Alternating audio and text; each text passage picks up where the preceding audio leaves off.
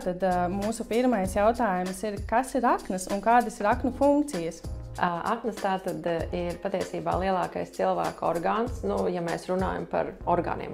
Protams, ja mēs tā visu cilvēku organismu, tad āda ir lielākais orgāns, bet ja mēs runājam par tādiem vēdera orgāniem un krūškurvīti, tās ir aknas.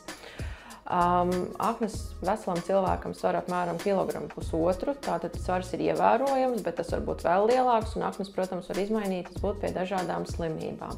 Ja mēs runājam par aknu funkcijām, aknām ir 3 lielas funkciju grupas. Viena ir to, ko cilvēki parasti dēvē par atindēšanas funkciju, bet mēs to varam saukt par biotransformāciju, kad aknas, piemēram, atindē amoniaku, kas ir toksisks galvas smadzenēm, lai to varētu netoksiskā veidā izvadīt no organisma. Aknas arī pārstrādā visus medikamentus, ko mēs uzņemam, dažādas pārtikas piedevas, arī alkoholu, piemēram. Tātad šī ir tā biotransformācijas funkcija. Aknas arī veic uzglabāšanas funkciju. Pie uzglabāšanas tātad A, D, E, K grupas vitamīnus, B12 vitamīnu uzglabā, arī glikozes rezerves glikogēna veidā atrodamas ir aknās. Un aknas arī sintizē. Aknām ir arī sintētiskā funkcija. Aknas arī tātad, piemēram, asins recēšanas elementus ražo, dažādas olbaltuma struktūras, arī imunitātē aknas piedalās ražojot, piemēram, dažādus globulīnus, un aknas arī, protams, kas varbūt nav tik vienkāršs jautājums, jo parasti mēs jau aizrunājamies, bet, piemēram, ja mēs ēdam daudz cukura, aknas šo cukuru pārstrādā arī par taukiem. Tā ir arī biotransformācija, bet tas ir arī bieži kļūda no pacientu puses. Viņi saka, es jau neko taukainu kreknu neēdu, kāpēc man ir taukaina akna, par ko mēs vēlāk runāsim, jādomā. Bet īstenībā tas ir arī no pārlieku lielas cukuru uzņemšanas. Cukurs ir tas viens no kaitīgajiem faktoriem, kas var kaitēt aknām. Un kādi tad vēl ir šie faktori, kas var kaitēt aknām? Dažādi. Mūsu dzīvesveids pirmajā vietā, protams, tas, ko mēs ēdam, tas, ko mēs dzeram. Tātad alkohols ir viens no biežākajiem iemesliem, kas pacientiem bojā aknas. Un droši vien jāsaka ir tā, ka nav droši alkohola daudzumu, ko drīkst lietot, lai teiktu, ka tagad jau no manām aknām viss būs kārtībā. Protams, par dzīvesveidu runājot, ne tikai tas ir uzturs, bet arī tas, ka mēs esam vairāk sēdoši, mēs mazāk kustamies, un tas, ka mums nav šīs fiziskās aktivitātes, arī aknām nāk par ļaunu. Un, protams, dažādi medikamenti, jo gadiem ejot mums parādās dažādas saslimšanas, un tas viss prasa ārstēšanu, un aknām ar to visu ir jānodarbojas. Un arī tas galu galā var radīt aknu saslimšanu no tā, ka šie medikamenti tik lielā daudzumā ir jālieto. Protams, ja mēs runājam arī par plašāk, aknas bojā arī dažādi vīrusi, par ko cilvēki droši vien ir dzirdējuši, ka C hepatīts, B hepatīts, par ko mēs runājam, tās būtu biežākās infekciozās problēmas, bet es domāju, ka jā. Tas ir biežākās infekciozās problēmas, un kādas ir vēl tās slimības, ar ko saskarās cilvēki, aknu slimības? Ja mēs runājam, protams, aknu slimībām var būt dažādas stadijas. Un jebkurš faktors, kas bojā aknas, sākotnēji rada akūtu hepatītu visticamāk. Un ja akūts hepatīts aknās ir ilgāku laiku, aknu šūnas iet bojā un tajā vietā rodas saistaudi. Un to mēs jau saucam par aknu fibrozi. Un tas nav svarīgi, vai tas ir alkohols, vai tas ir dzīvesveids, vai tas ir medikaments, vai tas ir vīrus. Šis mehānisms ir universāls, teiksim tā.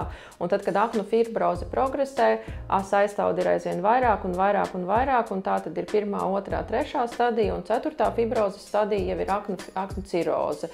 Un, tad dažreiz ir, ka pacients atnāk, mēs diagnosticējam aknu cirozi, un tad mēs meklējam, kas tad ir iemesls šai cirozei. Tas, ko mēs runājām viss, varētu būt arī vēl ģenētiskas saslimšanas, kas var aknas bojāt.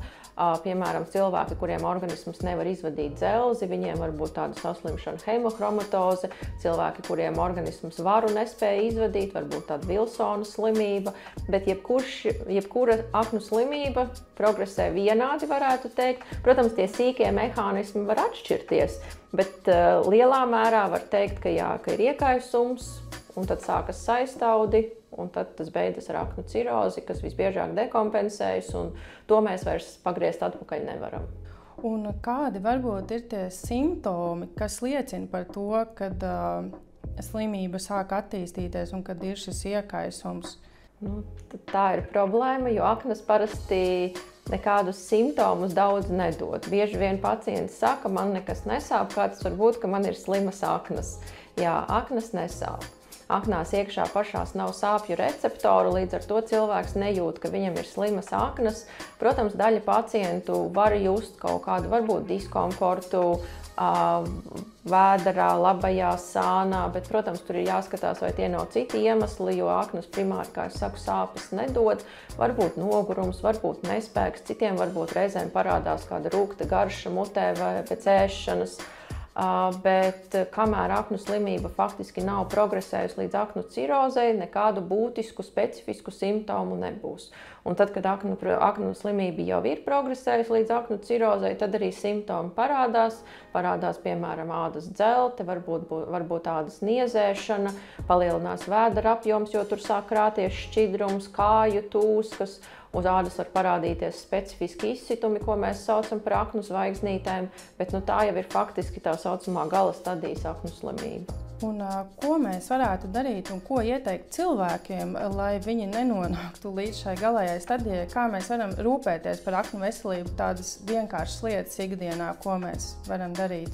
Veselīgs dzīvesveids, ievērot veselīgu diētu, veselīgu uzturprincipus, mazāk ēst taukainus ēdienus, īpaši tie, kas ir ar transtaukiem, tātad dažādi pārstrādāti produkti, kas ir populāri, burgeri, pizzas, čipsi un tādas lietas. Protams, tauki ne visi ir slikti, ir arī labie tauki, piemēram, rieksti, zivis, kas būtu vēlams, tomēr, ja gribas kaut ko treknāku, mazāk vienkāršie ogļhidrāti, tātad parastais cukurs, baltmaizē, makaroni un tādas lietas. Un fiziskas aktivitātes. Tas, ko es rekomendēju saviem pacientiem, ka fiziskā aktivitāte, jo īpaši aeroba slodze, aknām ir ļoti veselīga un tas ir nepieciešams vismaz pa stundai 3 reizes nedēļā. Un, ja runā ar citiem kolēģiem, citi uzskata, ka vispār katru dienu fiziskas aktivitātes tas ir pats minimums un ka brīvdienas nevar ņemt. Un, ja mēs runājam par kaut kādām infekciozām lietām, protams, griezties pie ārsta, izmeklēties, vai nav C hepatīts vai nav B hepatīts, jo savādāk to neuzzinās, ja nemeklēs. Un vai ir arī kādas dabas vielas, kas var palīdzēt un būt kā atbalsts aknu veselībai? Protams, var, bet tas atkal man ir jāsaka, ka tas nekad nav galvenais. Galvenais, protams, ir paša pacienta dzīvesveids un tas, ko viņš dara vai nedara, tas ir pats galvenais. Protams, mēs varam lietot dabas vielas. Dabas vielas ir dažādas, par ko pacienti arī stāsta. Latvijā vispopulārākie ir esenciālo fosfolipīdu grupas medikamenti, kas ieiet aknu šūnu membrānā un to stiprina. Protams, jautājums ir, cik viņi ir efektīvi, cik ir pierādījumi par šo preparātu efektivitāti, bet šobrīd tas, ko literatūra saka, ka viņi var uzlabot pacienta pašsajūtu, viņi var uzlabot analīžu rezultātus. Protams, jautājums ir par to, vai tādā dziļā šūnu līmenī tas kaut ko maina, tā saucamajā histoloģiskajā, mikroskopiskajā ainā, bet, protams, tas ir viens no komponentiem, ko var lietot. Otra lielā grupa ir mārdaču preparāti, jeb silimarīns, tas ir arī līdzīgi. Mēs nezinām, vai šie preparāti spēj uzlabot mikroskopisko līmeni, bet mēs zinām, ka pacientu pašsajūta uzlabojas. Citi atzīmē, ka viņiem nogurums mazinās un arī šīs aknu analīzes uzlabojas. Paldies sniedzēji par sniegtajām atbildēm. Un es domāju, ka mūsu klausītājiem tas noteikti noderēs ikdienā, lai veicinātu savu aknu veselību. Lotus Pharma – inovācijas veselībai.